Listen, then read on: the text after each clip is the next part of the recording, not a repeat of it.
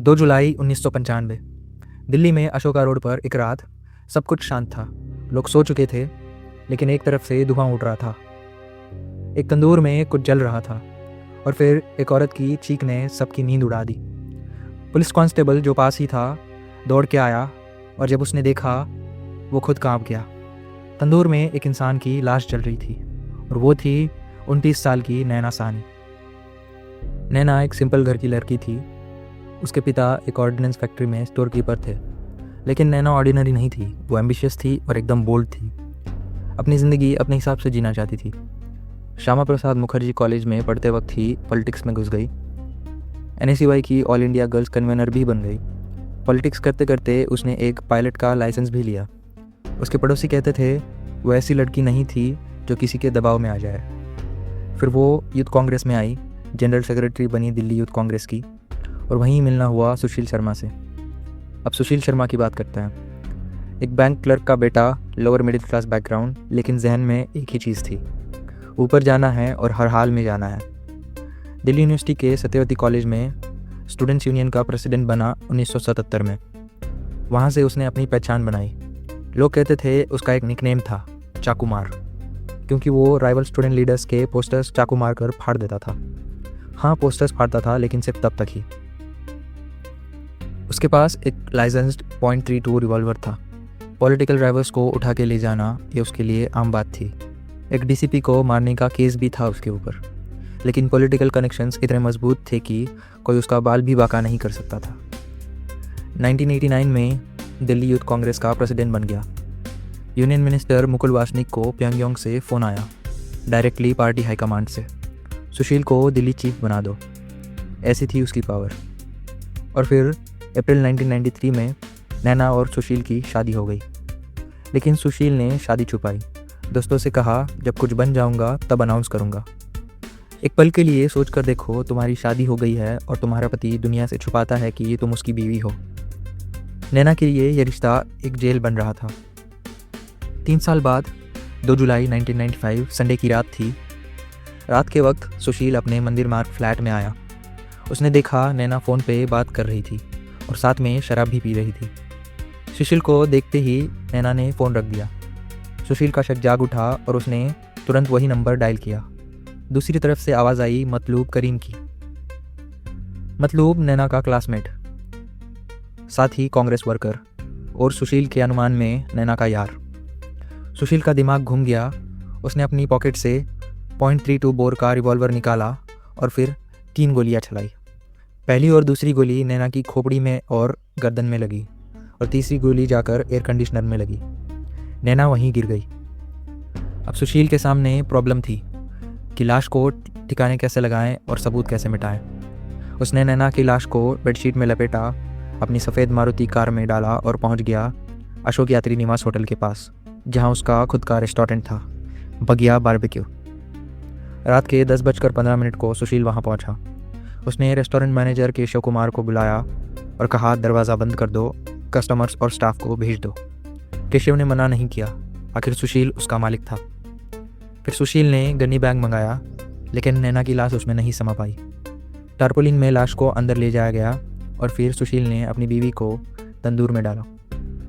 घी और कागज़ डाले और फिर आग भड़की। रात के 11 बजे एक सब्जी वाली बुढ़िया अंगूरी देवी, उसने धुआं देखा और चीख मारी। कांस्टेबल अहमद नज़ीर कुंजू पास ही था। कांस्टेबल ने पहले भी देखने की कोशिश की, लेकिन सुशील ने उसे यह कहकर रोक दिया कि पुराने इलेक्शन पोस्टर्स जला रहे हैं। लेकिन अब चीख सुन के कुंजू ने कंपाउंड की दीवार लांघ ली।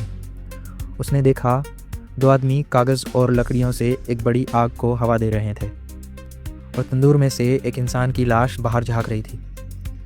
कुंजू के अपने अल्फाज थे, मेरे बाल खड़े हो गए। आग बुझाई गई, जली हुई लाश मिली।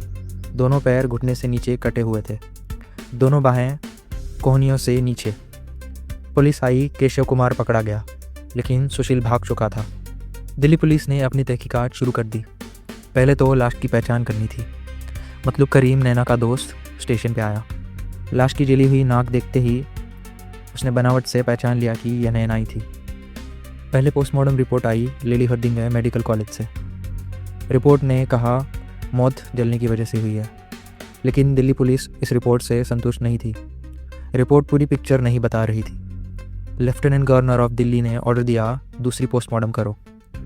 दूसरी बार 3 डॉक्टर्स की टीम ने एग्जामिन किया, डॉक्टर टी.डी. डोगरा की निगरानी में, और इस बार एक्सरे भी लिया गया।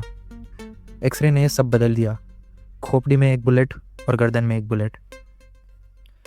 अब पुलिस पहुंची सुशील के फ्लैट पे और वहाँ मिली खून से सनी चादर, खून लगा कारपेट, औरत के बाल, ज़मीन पर पड़ी हुई खाली कार्ट्रिज केसेस, प्लाईवुड पर एक बुलेट होल, नैना और सुशील की फ़ोटोज़ और एक डायरी। सुशील की मारुति कार मलचा मार्ग में मिली, डिक्की में सूखा हुआ खून। बैलिस्टिक्स टेस्ट हुए, बुलेट्स सुशील की ही .32 बोर आर्मिनस रिवॉल्वर से चली थी। डीएनए एविडेंस ने भी कंफर्म किया लाश नैना की ही थी। खून का ग्रुप भी था, फ्लैट से, रेस्टोरेंट से, कार से, सबसे मैच कर रहा था। एक और चीज़ निकली, नैना की एक फटी हुई चिट्ठी जिसमें उसने लिखा था कि सुशील के साथ ज़िंदगी कितनी मुसीबत भरी थी। 27 जुलाई 1995 को दिल्ली पुलिस ने सेशन कोर्ट में चार्जशीट दाखिल की। अब पूरा देश एक सवाल पूछ रहा था, सुशील शर्मा कहाँ है? और सुशील फ़िलहाल तीर्थ यात्रा पे था। हाँ, आपने सही सुना। सुशील का कहना था 2 जुलाई को सुबह 11 बजे वो घर से निकला। नैना ने खुद टैक्सी बुलाई थी। अजमेर गया, फिर जयपुर गया, फिर वहाँ से बॉम्बे की फ़्लाइट ली और फिर पहुँचा मद्रास और फिर वहाँ से तिरुपति। वहाँ बाल मुंडाए, मूछें साफ़ कराई, प्रसाद लिया। प्रसाद की रिसीट भी थी उसके पास। मद्रास में जब पता चला कि उसका नाम मर्डर केस में आ गया है, तब उसने एक लॉयर किया, एंटीसिपेटरी बेल भी ली, लेकिन एक कोर्ट ने बेल रोक दी। 10 जुलाई 1995 को सुशील ने बेंगलोर में सरेंडर किया। हाथ में प्रसाद था और सर मुंडा हुआ था और कहने लगा, मुझे फंसाया जा रहा है, ये एक पॉलिटिकल साजिश है, मनिंदर सिंह बिट्टा, इंडियन यूथ कांग्रेस चीफ के खिलाफ। फिर बात बदली, बोला नैना के अफेयर्स थे। उसने एक जूनियर मिनिस्टर का नाम लिया, फिर एक सीनियर एक्स मिनिस्टर का नाम लिया, लेकिन सबूत इतने मजबूत थे कि कहानियाँ काम नहीं आई। कोर्ट के बाहर मीडिया से बोला, मुझे कोई पछतावा नहीं। अब यहाँ एक इम्पॉर्टेंट चीज़ समझनी है, यह सिर्फ एक सरफिरे पति की कहानी नहीं थी। जब पुलिस ने केस की जड़ तक जाना शुरू किया, कुछ और भी सामने आया। नैना ऑस्ट्रेलिया जाना चाहती थी, सुशील से दूर। मतलूब करीम की मदद से वो यह प्लान बना रही थी, नया देश, नई ज़िंदगी। नैना ने अपने पड़ोसियों को भी क्लियरली बोल दिया था, वो सुशील के दबाव में नहीं रहना चाहती। सुशील ने 3 साल से शादी चुकाई थी। नैना को रिस्ट्रिक्शंस थी और कोई आज़ादी नहीं थी। डोमेस्टिक हेल्प ने कोर्ट में गवाही दी, सुशील नैना के साथ दुर्व्यवहार करता था। कुछ लोग कहते हैं सुशील पॉलिटिशियन से ज़्यादा पॉसेसिव था। उसकी वाइफ उससे छोड़ के जा रही थी, शायद इसी बात से वो अपना संतुलन खो बैठा। जब उसे दिल्ली वापस लाया गया, तब उसने पुलिस को बोला, हाँ, मैंने ही अपनी बीवी को मारा है।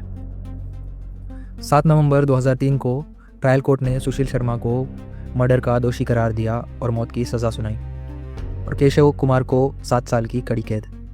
सुशील ने दिल्ली हाई कोर्ट में अपील की। 19 फरवरी 2007 को हाई कोर्ट ने भी ट्रायल कोर्ट का फैसला बरकरार रखा और मौत की सज़ा तय रही।